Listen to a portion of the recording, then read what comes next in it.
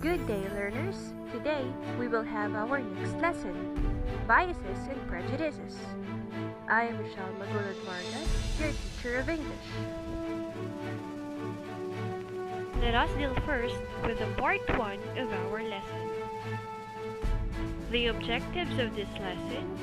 At the end of the lesson, you will be able to differentiate biases from prejudices. The enabling competencies are reflecting on speakers' ideas, sharing personal opinions with the ideas listened to, and forming decisions based on ideas mentioned. Through accomplishing the learning tasks on this lesson, you will be given opportunities to reflect on speakers' ideas, share opinions, and form decisions based on ideas presented to you. Eventually, it will help you be more critical in evaluating ideas, such as differentiating biases from prejudices, to form keen judgment and stand on social-related issues at present. Moving on, let us have this simple activity. Read the following comics, decide to which of the characters you agree with, and state your reason. We have the first comic. I am into cold water, Nana said. Popeye said, I enjoy the summer season. The other one, Maria said, I prefer waking early and doing my tasks at dawn. Clara said, I am nocturnal and feel more active finishing my tasks in the evening. You have to write, I agree with blank because, and state your reason. In various occasions, you are asked to express your views or opinions on particular matters. When you do this, your statements may contain factual information or subjective content. In dealing with biases and prejudices, it is important that you know the difference between factual information and subjective content. Now, what do we mean by factual information? These are statements that can be verified or proven to be true, while subjective content involves judgment, feeling, opinion, intuition, or emotion rather than factual information. Let us have our example for factual information. The statement is, Jose Rizal wrote Noli Me Tangere.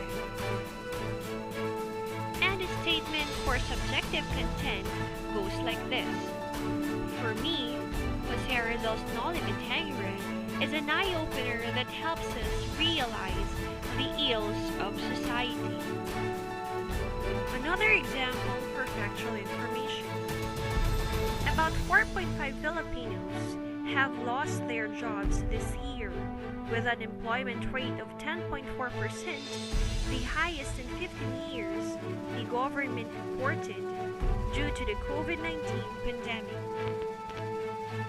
And for subjective content, in my opinion, the government should extend additional assistance to Filipinos who suffered from unemployment due to the pandemic.